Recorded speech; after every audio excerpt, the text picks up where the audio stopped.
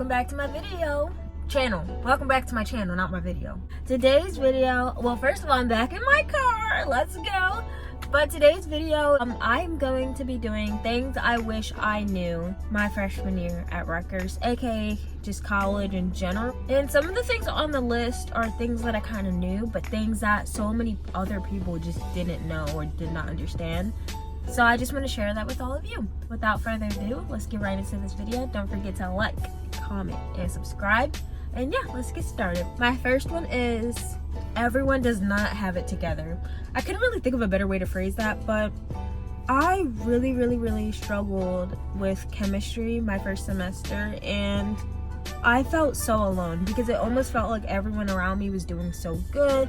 In my recitation, I was a part of this program, so I was in like a specific recitation. I was a part of this like pre-med program, and so everybody in my recitation, just everyone always seemed like they were so on top of things and understood everything, and I always felt so lost because I didn't understand chemistry the way they did, and I wasn't doing too good on the exams, and I just felt like no one else was in my position. Meanwhile, so many people were in my position, and it just didn't feel that way because one, a lot of people just, because of how we're taught and the competitiveness, and we don't want people to think lesser of us, we don't talk about these things. So one, people aren't talking about it, and two, usually the people who are talking are the ones doing good, so you just don't hear about it.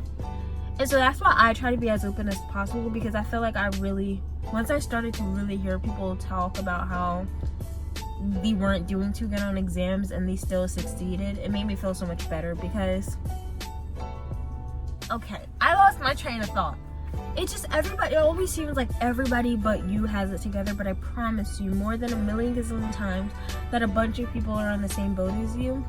And I kind of want just more people to be vulnerable about that stuff and not always trying to appear perfect, because none of us are perfect. And by the way, y'all, I made it. I made it out of Chem 1. Moved on to Chem 2.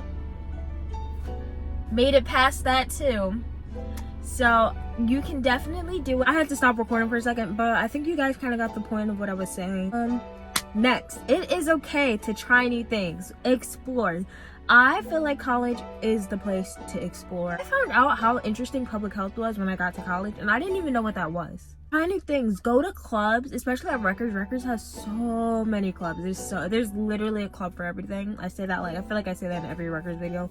There's a club for anything. If you can think it, there's probably a club for it, because Rutgers is such a big school. Go to those clubs if you find something somewhat interesting. If you're interested in public health, join the public health club. If you're interested in engineering, join one of the engineering clubs like me. Minority something, engineering something. I don't know what it stands for, but I was just trying to give y'all an example. This is definitely the place to explore, and I definitely wish, I did a little bit of that freshman year, but I wish I would have done more than that. There's Zoom meetings, in-person meetings, stuff every single day for these things, and you just have to find them and attend them and go to them to figure out what you like. And definitely get on top of that stuff early, because even though you don't have to know exactly what you want to do as soon as you get into college, if you're not putting in an effort to kind of figure out what you like and what you don't like, then you're stagnant and you're not moving forward. So definitely put some effort in. Maybe even just a little bit of research a day will kind of guide you towards what you want to do. Yeah. My third one, make an effort to show up to clubs and meetings more. I really wish I would have done that. I think I was just, so I think part of it was I didn't want to go to these things alone, and I was scared. I didn't know what to expect, so I never wanted to go to these meetings. And on top of that, I was overthinking. I'm a huge overthinker, so I was like, oh, what if this, what if that, what if this? And I just wish I would have shown up to these meetings more, because they were actually fun, and I finally got the courage to go. The Black Student Union, the NAACP, like once I started to go to these meetings, I actually enjoyed myself. The Douglas Divas. And I just wish I would have put more effort into trying to show up to these meetings, and these are meetings that I potentially want to be a part of. I feel like you can't really be a part of a club if you show up to a meeting like once a month. You have to be involved. Get involved in the e-board. Start showing up to every single meeting. Like, that's what I wanted, but it was hard for me to get there if I wasn't showing up to the clubs as like the general meetings at all. It's definitely some other things barring me from being able to do those things, but when I had the chance, sometimes I would flake out, so I just wish that I would have put more effort in to doing that. Next, I know it kind of contradicts what I just said, but it's okay to do things alone. I know I just said that I was scared to do things alone, but honestly, I did a lot of stuff by myself at Rutgers, and that's okay.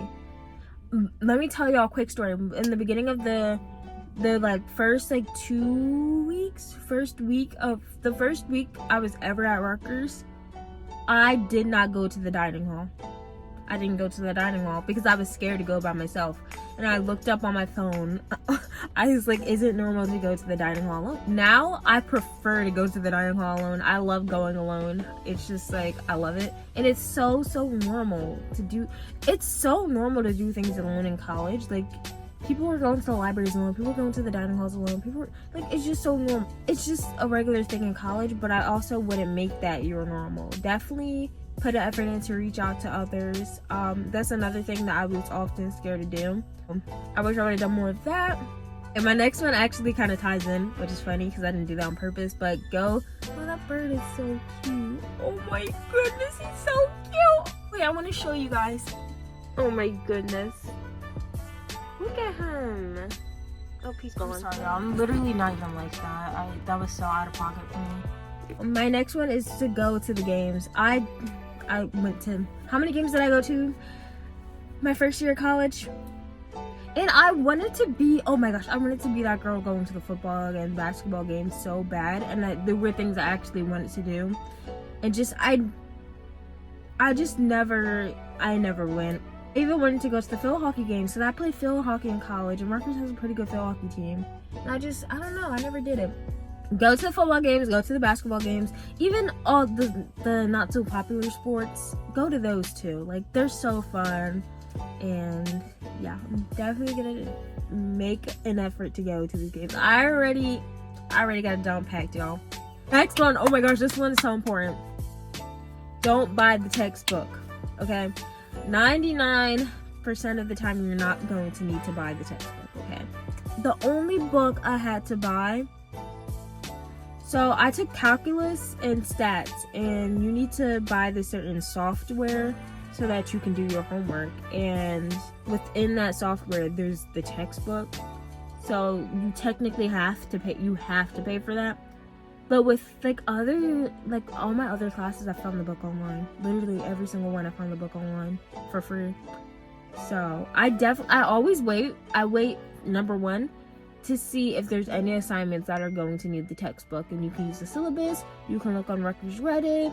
And 2, I wait for the group chat, y'all. Get yourself, if your class doesn't have a group chat, make one. 9 times out of 10, there's always one person in there. The textbook thing is always a conversation in the group chat, and then somebody always says, hey, I found the textbook online, and boom. I'm telling you, it just happened for one of my summer courses. Next, this was something that I knew. I wish I did it a little bit more than I actually did, but this was something I knew, but a lot of people don't. Just go to office hours, go to office hours, go to office hours. Really make that like a priority and try to do it weekly. One, it's how you get to know the professor on a name-to-name basis. You're going to need help on stuff. It's no way you understand the material every single time you go to lecture. You're going to need help on stuff.